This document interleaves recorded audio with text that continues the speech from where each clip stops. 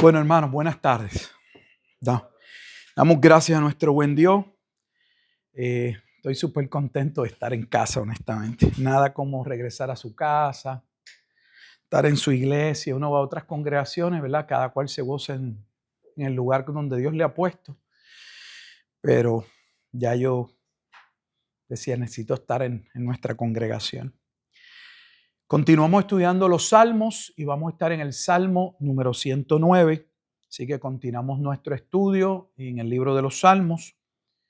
Este es un salmo que le llaman imprecatorio. Ahorita explicaré antes de orar y comenzar. Así que presenta ciertos retos.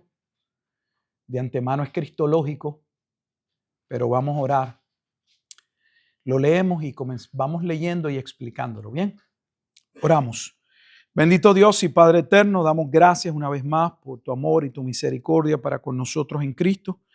Agradecidos, oh Dios, de que nos permitas tener un lugar donde podamos como hermanos en esta área congregarnos, Padre Santo, como iglesia local para continuar nuestro crecimiento en el discipulado, en tu bendita palabra, aquella palabra divinamente inspirada, entregada a través de santos hombres que fueron conducidos por medio de tu Espíritu Santo para narrar la historia de ese acto soberano, de esa historia de la redención, de ese decreto eterno, por medio del cual un remanente, una esposa, un pueblo serían rescatados, Señor, a través de la sangre preciosa de Jesucristo como un cordero inmolado. Damos gracias una vez más, Padre Santo, por la misericordia, por esa gracia, por ese pago no merecido con el cual fuimos aceptos en el amado y constituidos tus hijos. Agradecidos una vez más, Señor, te pedimos que nos des ojos para ver, oídos para escuchar y una voluntad, como siempre pedimos, bien dispuesta a obedecer tu bendita palabra, pues reconocemos que ella misma nos advierte de no ser solo oidores olvidadizos, sino que seamos hacedores. Que ese proceso de santificación, de renovación de nuestros pensamientos continúe por medio de la única verdad que salva, que transforma, y también por aquella que serán juzgados los que no creen. Ayúdanos también, Padre Santo, a orar y a clamar por aquellos que todavía faltan de proceder al verdadero arrepentimiento y a la fe en Jesucristo, para que de la misma manera, en la misma forma en que nosotros fuimos llamados y conducidos por causa de esa obra del corazón, a ese arrepentimiento de la fe, ellos también, Padre, vean en Cristo el único camino, el único mediador, aquel nombre bajo el cielo dado a los hombres en el cual podemos ser salvos. Que a ti sea toda la gloria y toda la honra, pues es en Cristo Jesús en quien oramos. Amén y amén.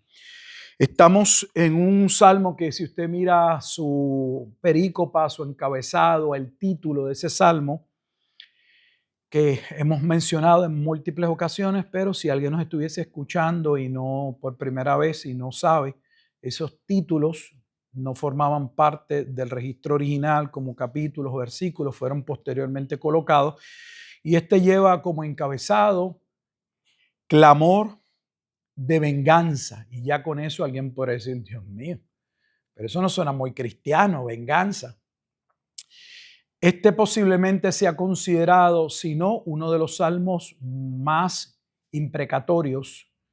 Dentro de los salmos hay diferentes divisiones y explico, divisiones no que ya hemos explicado que son 150 salmos, pero están divididos en 5 libros. No me refiero a esa parte, me refiero a la temática que traen los salmos. Hay salmos que son pues de alabanza, y este salmo es un salmo imprecatorio que lo que significa es que gran parte del contenido es una petición directamente a Dios para que Dios juzgue, para que Dios traiga venganza o retribución, que es básicamente lo mismo, sobre los enemigos, los impíos. O sea, hay una petición explícita para que Dios destruya, juzgue, condene a aquellos que no han creído, y en especial en este salmo al rey. Muchos cuando estudian este salmo en la literatura, van a algún libro, van a algún comentario bíblico y van a hallar que muchos de los comentaristas van a tender a decir que este salmo es un salmo davídico, ciertamente lo es, donde David está narrando algún episodio, algún momento de los que tuvo en su vida en, en que enfrentó movimientos internos, personas dentro del mismo séquito o del mismo liderato que no estaban de acuerdo con él, que hubiesen querido que David pues no fuese el rey o estaban buscando sustituirlo, que saliera. Pero cuando leemos este salmo vamos a ver que realmente no trata de David.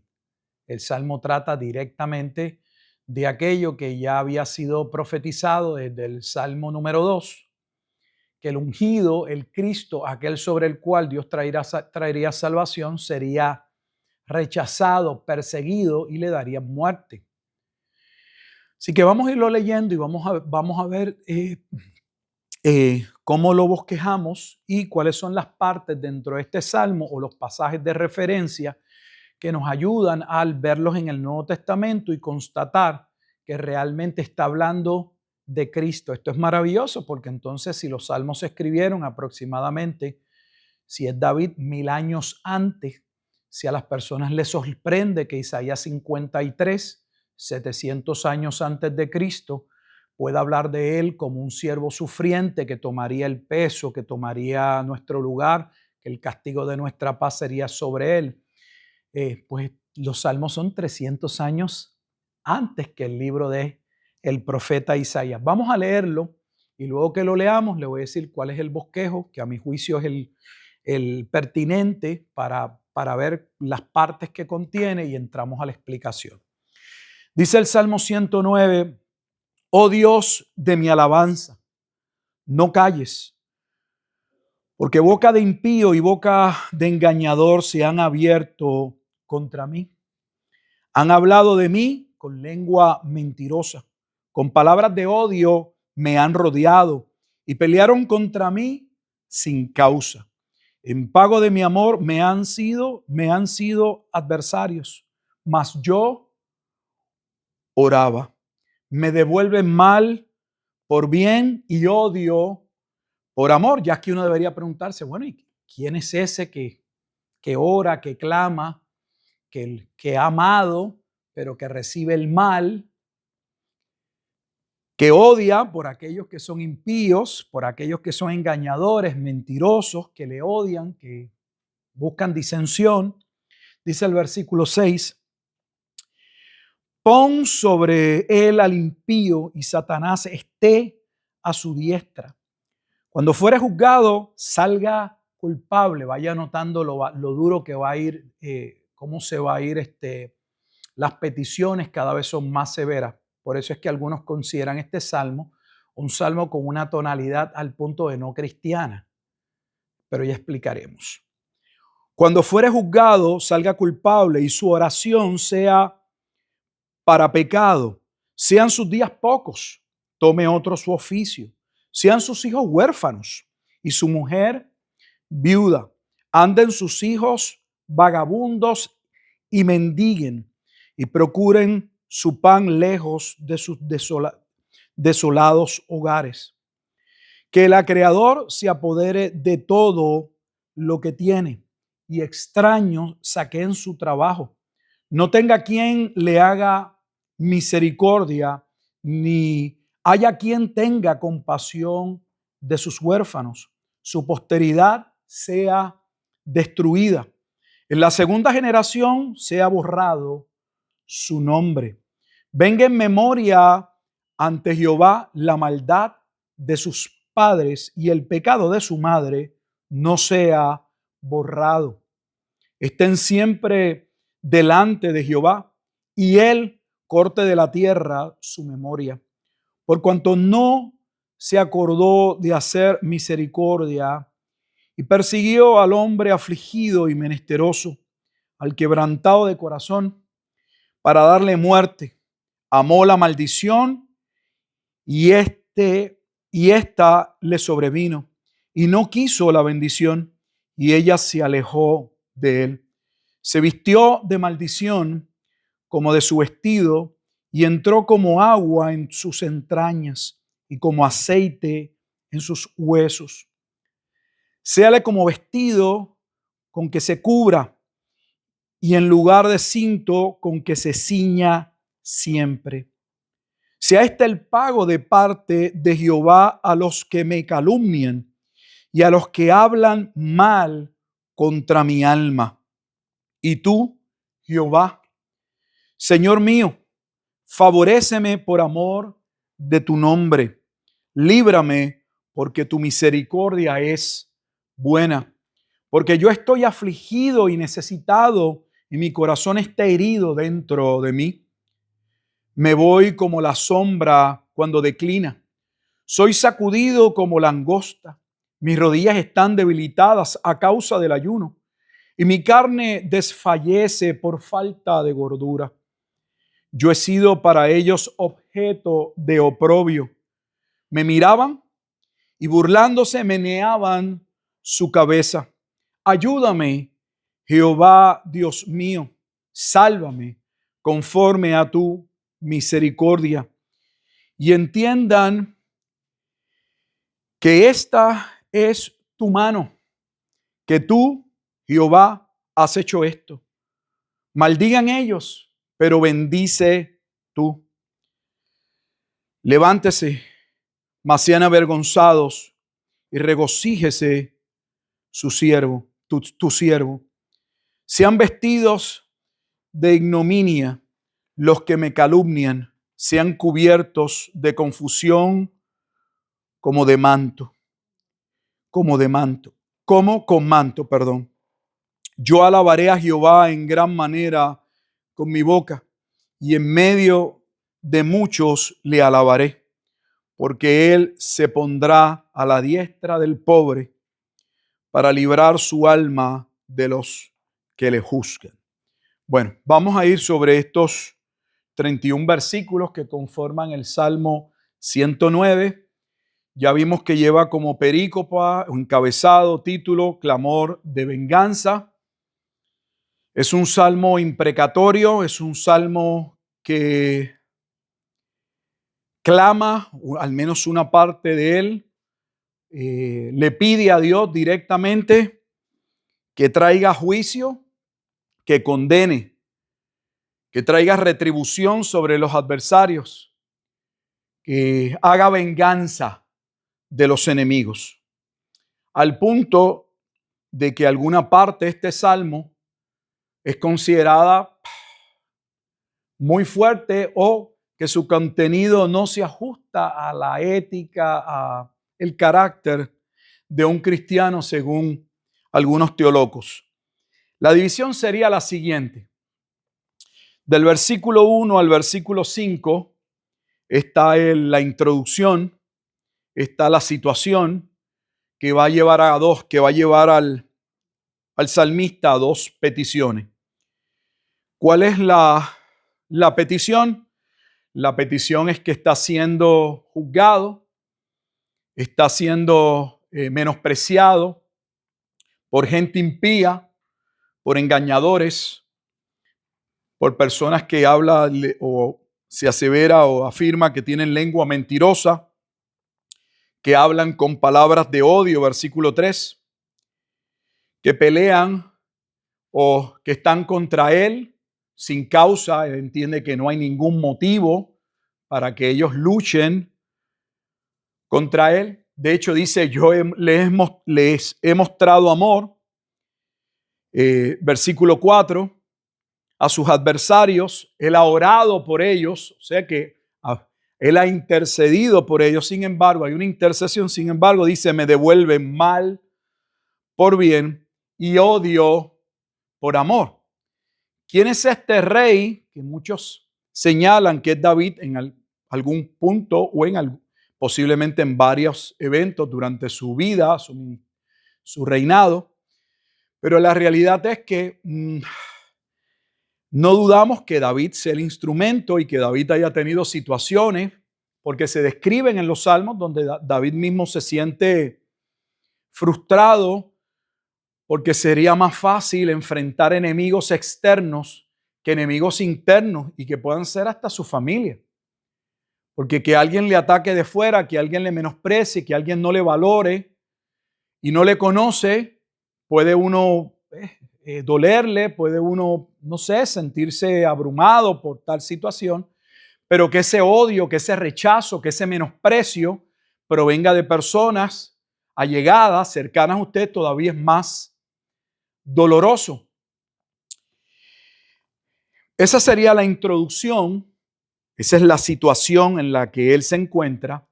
Y esos que le odian, esos impíos, esos engañadores, él va a pedir a Dios del versículo 6 hasta el versículo 19 que Satanás sea sobre ellos y que Satanás al final sea su acusador. Lo va a ver en el versículo 6. Pon sobre él al impío y Satanás esté a su diestra. Esto es algo que se ve en varias partes de la Escritura donde Satanás se presenta como el adversario, el acusador, pero principalmente de aquellos que buscan a Dios. Como lo podemos ver en Job capítulo 1, versículo 6, o lo podemos ver en Zacarías capítulo 3, versículo 1, por mencionar solo algunas partes de la Escritura, donde Satanás se presenta para acusar a aquellos que buscan vivir de acuerdo a la bendita palabra de Dios. Así que ellos son instrumentos de Satanás, pero entonces el que pide dice que sea Satanás posteriormente quien los acuse, caiga el peso, la retribución, sean ellos juzgados. Ellos me juzgan sin tener evidencia, sin razón, pero ellos sí tienen razón para ser juzgados y que Satanás mismo se presente para señalarlos. Eso es lo que está diciendo. Así que del versículo 6 al 19 presenta ese pliego acusatorio, es las razones del mal, salgan culpables, o sea, no solamente que Satanás los acuse, sino que salgan ¿qué? Culpables, que cuando oren, como son gente impía y no oran realmente conforme a la palabra de Dios, no hay misericordia, que hasta su propia oración se convierta ¿qué? En parte del juicio. Su oración se convierte en pecado, parte del testimonio en contra de ellos mismos. Y el versículo clave, o uno de los versículos claves que nos dice que no está hablando de David, sino de Cristo, uno de ellos es el versículo 8, sean sus días pocos, tome otro su oficio.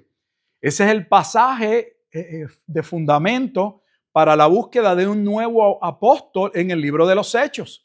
Así que si usted no sabía de dónde sale ese momento en el que Pedro, antes del día de Pentecostés, en medio de la reunión de 120 personas aproximadamente, se va a levantar y les va a decir que conforme a la Escritura, alguien debe tomar el oficio de Judas, pues este es el pasaje. Así que ya sabemos principalmente a quién se está señalando y sobre quién cae este juicio condenatorio. Ustedes saben que el propio Jesús durante su ministerio dijo que mejor hubiese sido que no hubiese ¿qué? Ni nacido, refiriéndose a Judas. Vean en sus Biblias que Salmo 109, versículo 8, usted va a tener una referencia que le dice que debería ir al libro de los Hechos, al capítulo 1, y eso es lo que vamos a ver. Porque algunas personas cuando leen el libro de los Hechos y ven ese momento en el que Pedro señala o establece que deberían escoger un sustituto de Judas, llegamos a tener comentaristas o supuestamente grandes teólogos que entienden que eso a lo mejor fue, no sé, algo que Pedro sacó, que de dónde él se sacó, cuál es el contexto. Era necesario realmente buscar un sustituto de Judas. Fue algo que Jesús dijo que debían hacer. De dónde Pedro saca base para hacer lo que hace. Ya sabemos que entiende por el Espíritu que el Salmo 109 hablaba de Judas y que ese salmo profetizaba que alguien debía tomar su oficio. Vamos a verlo, vamos al Nuevo Testamento, libro de los Hechos, y vamos a ubicarnos en esa porción donde se establece, es Hechos capítulo 1, el versículo 20.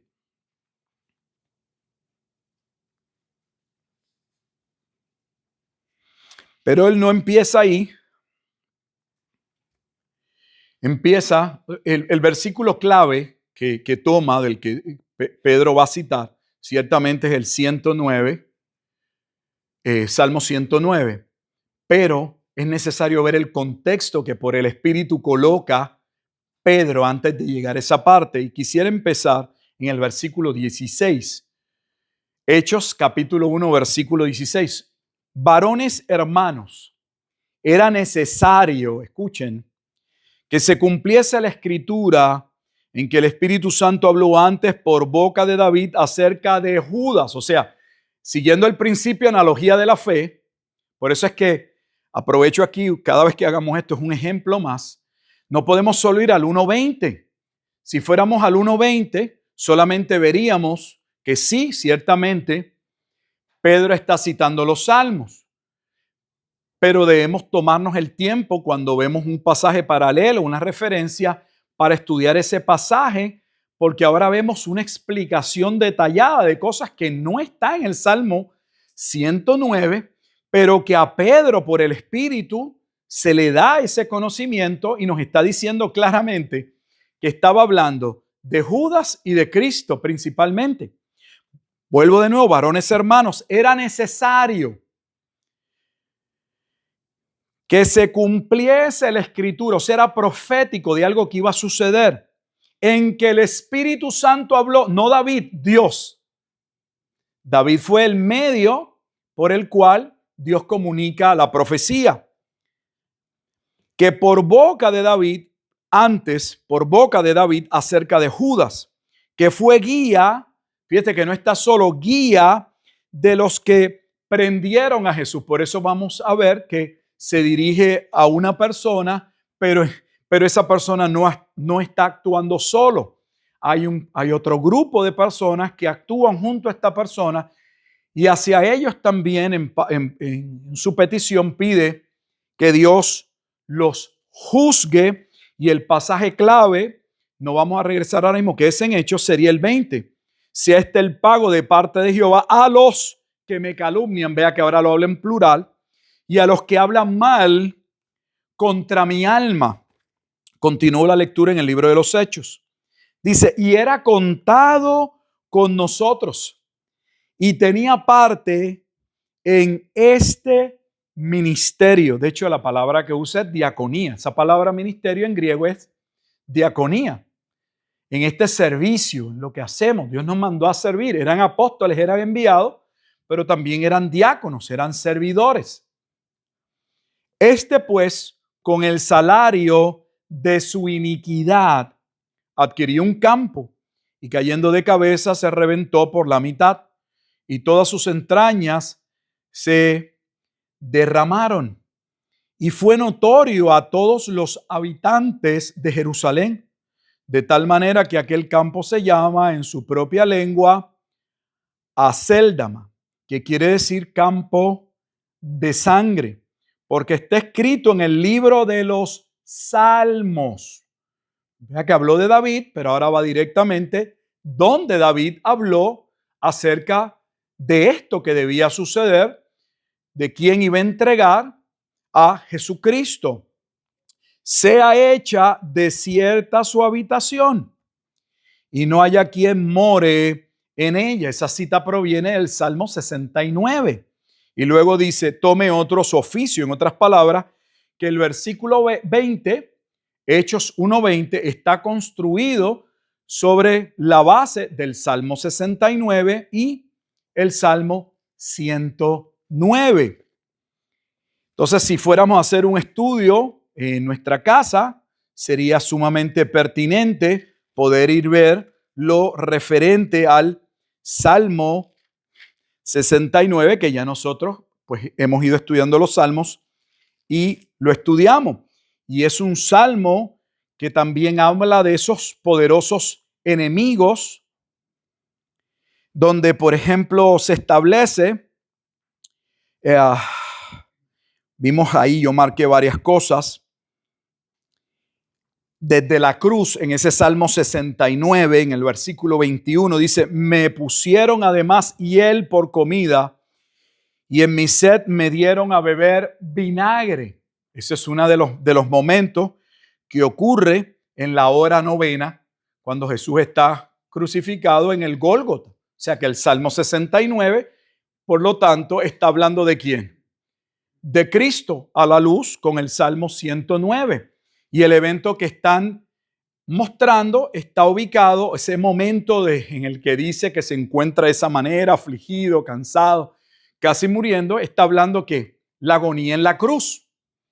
Que en el Salmo 109, regresamos al Salmo 109, vemos que esa es la parte clave del ministerio en el que se encuentra como esa traición, esa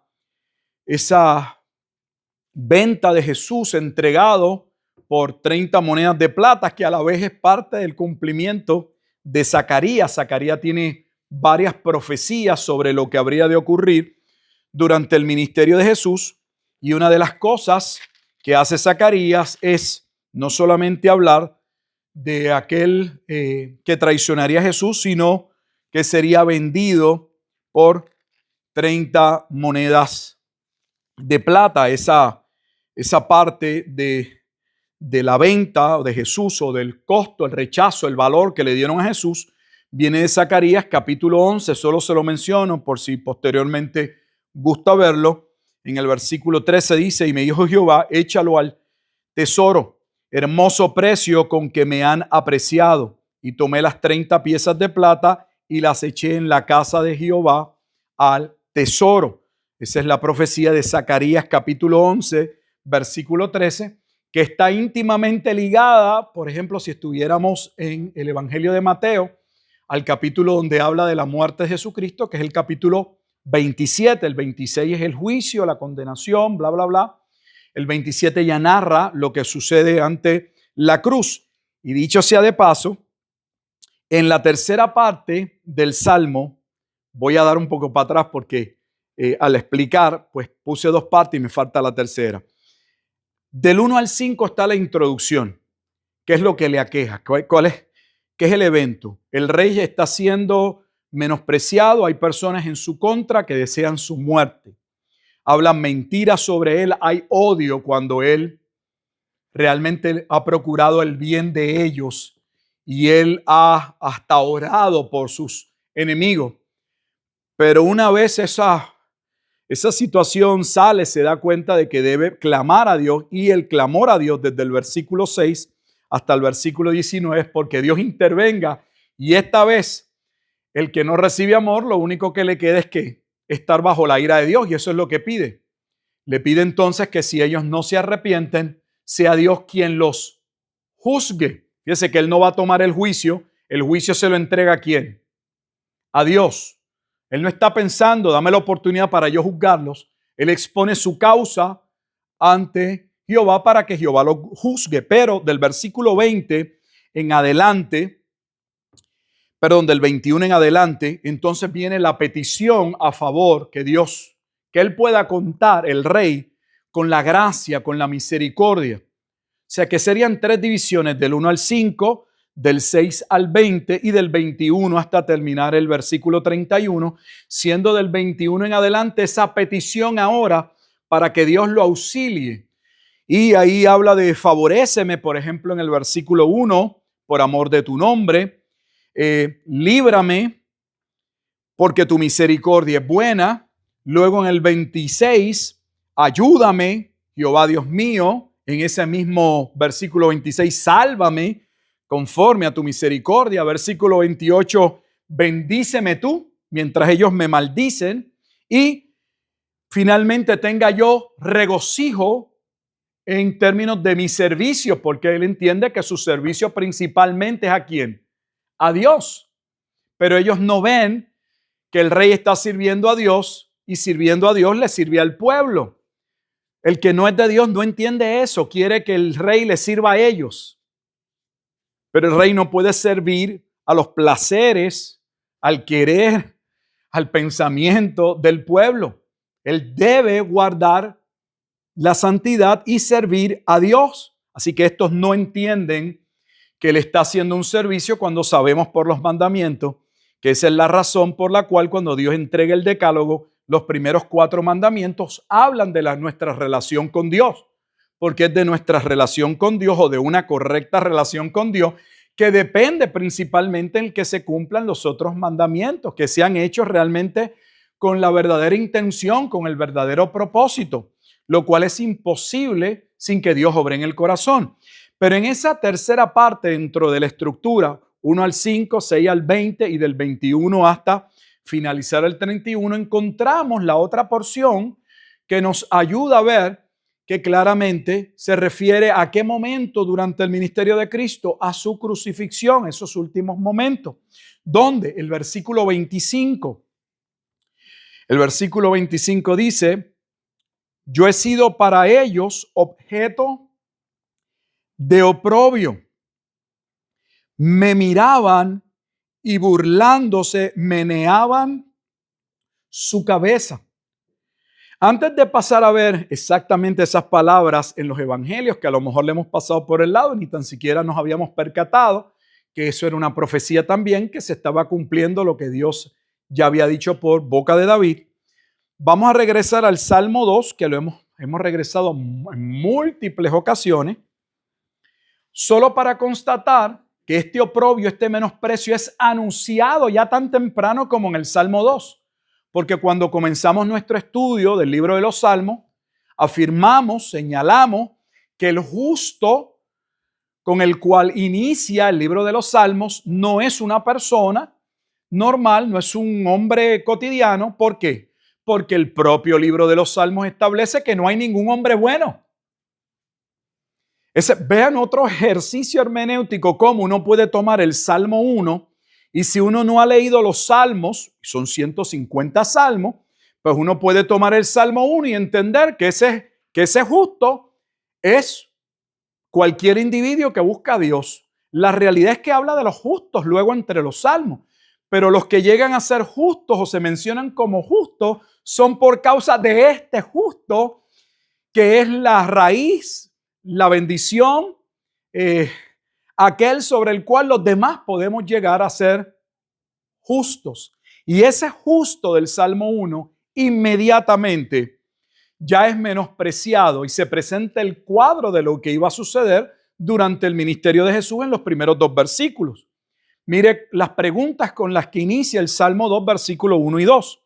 ¿Por qué se amotinan las gentes y los pueblos piensan cosas vanas? Se levantarán los reyes de la tierra y príncipes consultarán unidos contra Jehová y contra su ungido. Ese ungido en el versículo 6 es el rey. Mírelo el 6, Salmo 2:6. Pero yo he puesto mi rey sobre Sión, mi santo monte. ¿Y quién es ese rey? El versículo que continúa claramente lo identifica como Cristo. ¿Cómo? Porque el Salmo 2:7 está citado, se usa como referencia en Hechos 13, en Hebreos 1, en Hebreos 5 y habla de Cristo de manera explícita. O sea que es innegable que está hablando de Cristo. En la afirmación, mi hijo eres tú, yo te he engendrado hoy, que dicho sea de paso, principalmente habla de el milagro y la señal de la resurrección, no tanto enfatizando el aspecto humano, que es el que por lo general se usa para algunos para decir o afirmar que Jesucristo fue creado, sino para hablar del momento en que Jesús fue levantado de entre los muertos, como Jesús afirmó cuando le preguntaron en varias ocasiones o le pidieron a Jesús: muéstranos una señal para que creamos.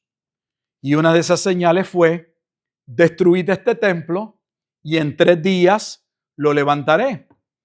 Y la escritura dice que luego los apóstoles se percataron que Jesús estaba hablando ¿de quién? De su vida. Él era el templo, él era el tabernáculo que fue destruido y fue levantado para salvación.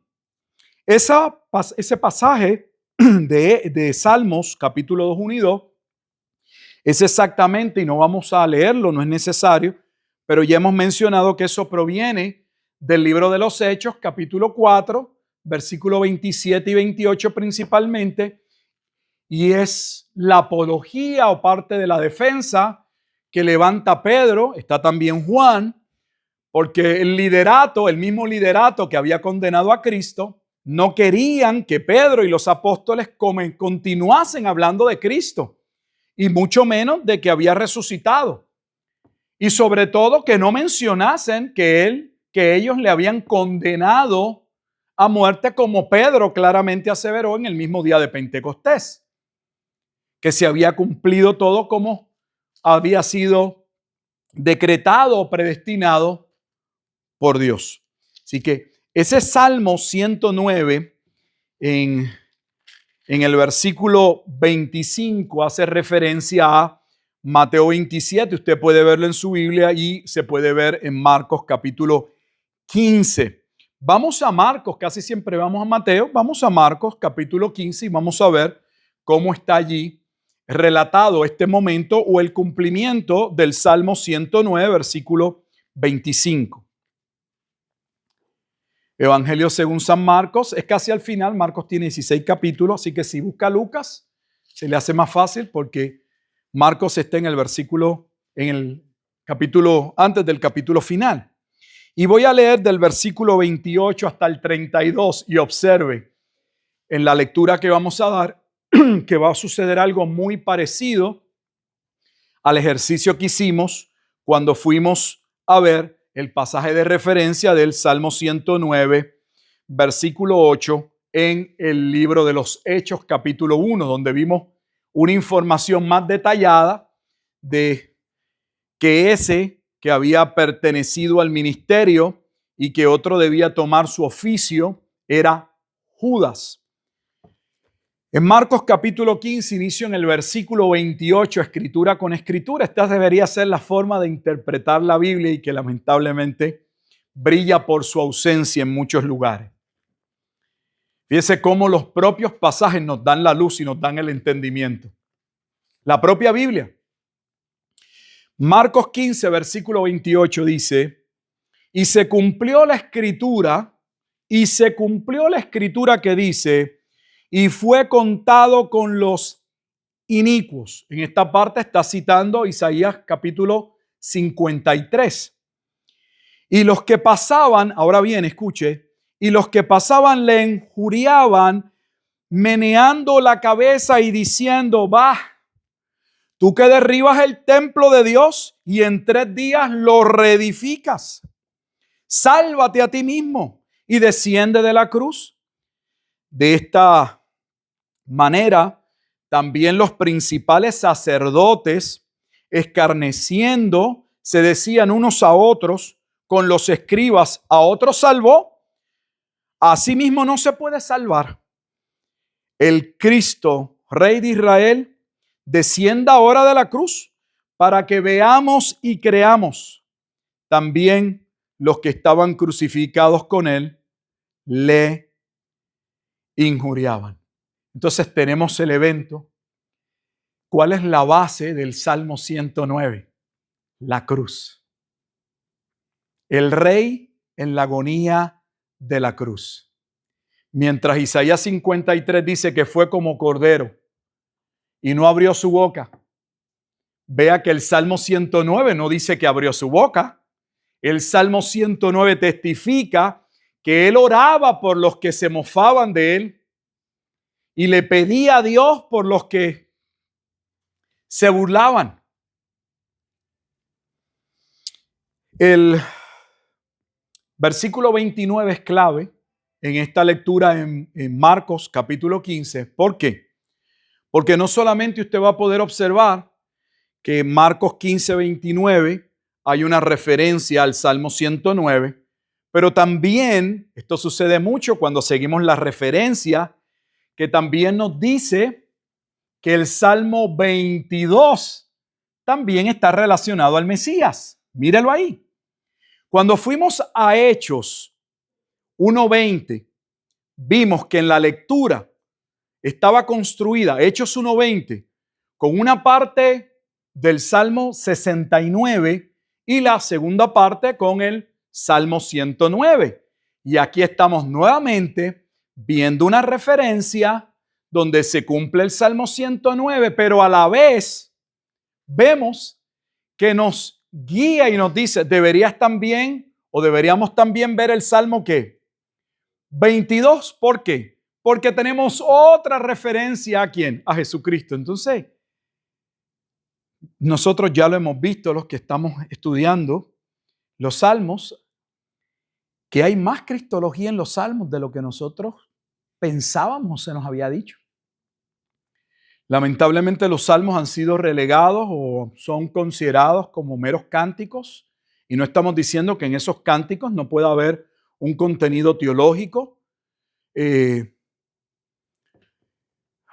Por lo general tendían a ser usados y se continúan siendo utilizados en devocionales, o sea, devocionales en los cultos, en la liturgia cúltica, como una porción a ser considerada, a ser leída para el llamado a la adoración, pero ya vemos que es mucho más profundo que eso. Cuando uno mira el discurso de Pedro, por ponerle un ejemplo, me refiero al discurso de Pedro, la predicación de Pedro, la apología de Pedro, el día de Pentecostés, depende, ¿verdad?, cómo se quiera considerar, que realmente es una defensa, una apología a aquellos que pensaban que ellos estaban ebrios, y Pedro va a salir a decirles, nosotros no estamos ebrios. Este es el cumplimiento de lo que Joel capítulo 2 ya había vaticinado, había adelantado.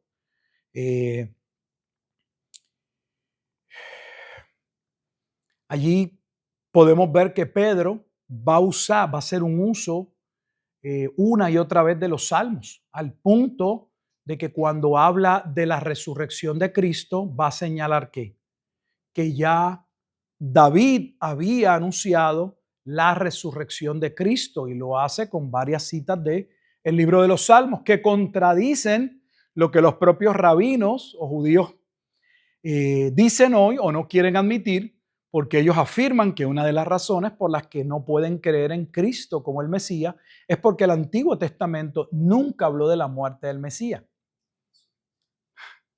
lo cual es una mentira atroz o muestra que son unos ignorantes. Creo que hay una combinación de ambas en muchos de ellos.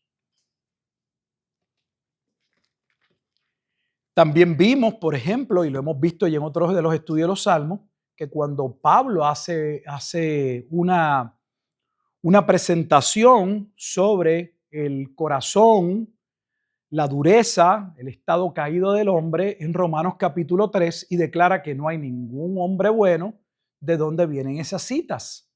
Romanos 3:10 en adelante provienen del libro de los Salmos.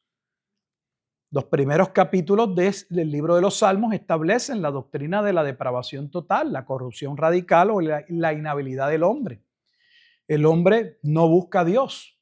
Lamentablemente no lo busca, y no lo busca porque el propio salmista reconoce que es parte de nuestra condición cuando afirma, en pecado me concibió mi madre, no hablando solamente de él, sino exactamente lo mismo que dice Pedro, que estamos estudiando Pedro en los domingos. Y si recordarán, Pedro en Primera de Pedro, en el capítulo 1, específicamente me parece que es en el versículo 18, Pedro va a mencionar que nosotros fuimos rescatados, ¿qué?, de esa herencia, de esa corrupción que recibimos de nuestros padres. La heredamos de nuestros padres, hablando de esa inclinación al mal. Así que el Salmo 109, indudablemente, irrefutablemente, es un salmo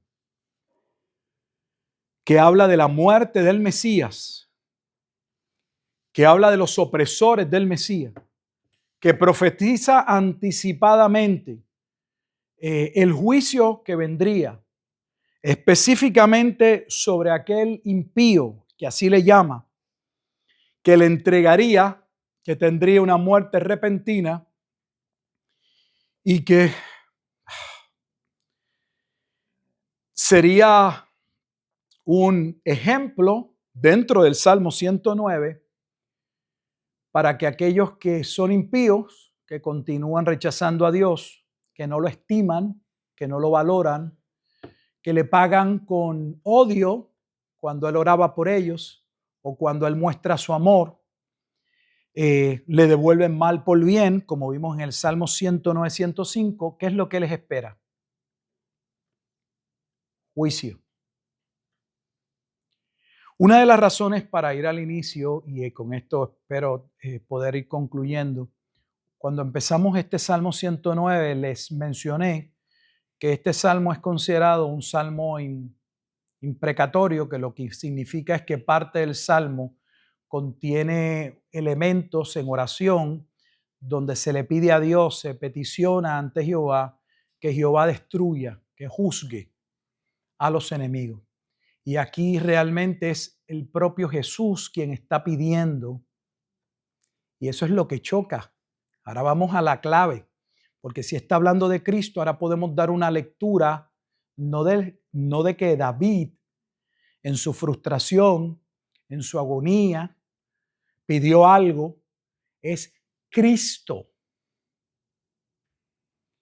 Y una vez somos confrontados con algo que mencionamos mucho desde este púlpito, al menos yo creo yo haberlo hecho, que el choque que reciben gran parte de la iglesia cuando recibe una enseñanza como esta, es que no están preparados porque el Jesús que han escuchado, el Jesucito que ellos creen, es un Jesús hecho a la talla, a la medida, a lo que las personas quieren o esperan. Solo han conocido a Jesús desde el punto de vista de sus brazos extendidos en la cruz, esperando a que nos acerquemos para que Él nos perdone. Pero se nos olvida que ese Jesús que vino a morir también sería constituido por Dios mismo en el juez justo. De hecho, este Salmo 109 es exactamente el día de retribución y de venganza.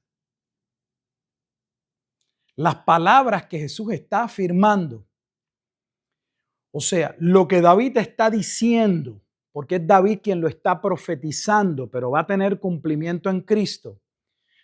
Si nos sorprende que David lo hubiese profetizado 1000 años antes de Cristo, debo decirle que todavía tenemos que ir mucho más atrás, porque las palabras que ya hablaban del juicio que vendría sobre aquellos que menospreciaron la roca de salvación de Jesucristo, que le condenarían, que le provocarían a ira y que vendría el día de gran retribución, el día de venganza, ya este evento había sido profetizado ¿por quién?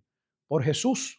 O sea que este pliego, esta acusación, esta oración de Jesús para que aquellos que luego de él dar testimonio de no haber ninguna razón para que ellos pudiesen llegar a la conclusión a la que llegan, que él les hubiese demostrado amor entre muchas otras cosas. Una vez uno rechaza, el hombre en su pecado rechaza la gracia de Dios, no queda otra cosa sino una horrenda expectación de que de juicio, y un juicio que fue profetizado. Entonces, cuando estamos hablando del libro de Deuteronomio, estamos hablando de aproximadamente unos 400 años todavía antes, con Moisés. Estamos hablando de nuestro tiempo hacia atrás, unos 3.500, 3.400 años. De nuestro tiempo, los evangelios son 2.000. Pero hacia David ya son 3.000. O sea que esto ya venía hablándose y debo volver a recordarles que cuando nosotros estudiamos el libro de Deuteronomio y vimos el capítulo que precede a el juicio que vendría, ese juicio fue dado en un cántico que debía ser ¿qué? Cantado cada 7 años y que el pueblo no tendría excusa de lo que iba a suceder. Sin embargo, ya usted ve que el hombre sin Dios, el hombre con un corazón engrosado, no importa cuántas veces usted le hable la palabra de Dios, esa palabra podría modificar la conducta temporalmente, podría animarlo a vivir, no sé, por poco tiempo de una manera diferente. Pero si el hombre ha de cambiar, requiere un cambio, una circuncisión del corazón. Y estos hombres claramente se establecen como hombres impíos que pagarían duramente, mientras Jesús establece que si ellos merecían juicio, entonces ese siervo que está sufriendo injustamente le pide a Dios: favoréceme, líbrame, ayúdame, sálvame, bendíceme. ¿Y qué es lo que le pide? Que lo levante, que lo salve ¿de qué? Está hablando de que fuese resucitado, aunque no esté de manera clara, cuando en el versículo 26 dice: ayúdame, Jehová Dios mío, sálvame conforme a tu misericordia, y entiendan que esta es tu mano. Que esta es tu mano de dos maneras. En la cruz vemos tanto el amor de Dios por los que han de ser salvos, pero a algunos se les hace difícil ver que también en la cruz podemos ver la ira y el juicio de Dios sobre su propio Hijo. Nos gusta ver sobre el ala del amor. Pero en esa muerte está la ira de Dios. Y una ira que es justa y merecida. No justa y merecida sobre el Hijo, quien no tiene pecado, pero sí es justa y debida en términos de quién es Dios. Pues Dios no puede simple y sencillamente pasar el pecado por alto. Alguien tiene que pagar. Así que si la mentalidad que tienen muchos cristianos, tal vez usted tenga, es que Dios simple y sencillamente tiene la capacidad, a mí me parece, y me puedo equivocar, pero no creo estar equivocado, que una parte de la iglesia en términos generales cree que cuando Dios salva lo que hace es que ve el pecado, pero como Él es Dios, Él tiene la capacidad de decir: yo lo perdono. Yo lo paso por alto. Es de muerte, pero está bien, no es para tanto. Esa imagen es contraria a la naturaleza de Dios y contraria a las Escrituras. Dios no puede simple y sencillamente hacerse el ciego. El mal debe ser erradicado. La deuda tenía que ser saldada.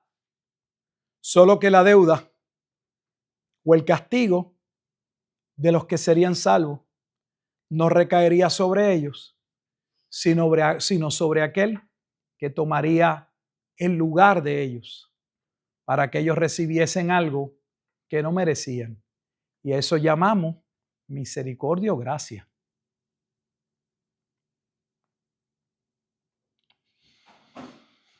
Dios nos ayude en este salmo a meditar, a pensar, a tener mucho cuidado en el mundo en que vivimos, a quien escuchamos, qué juicios emitimos, porque esos que le juzgaban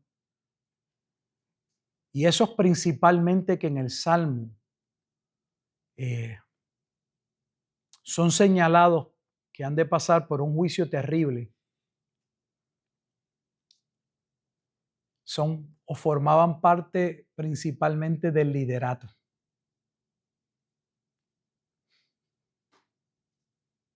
Judas como uno de los apóstoles, y ya leímos en Marcos, que no queda duda, que los principales inicuos, burladores, eran los principales sacerdotes y los escribas.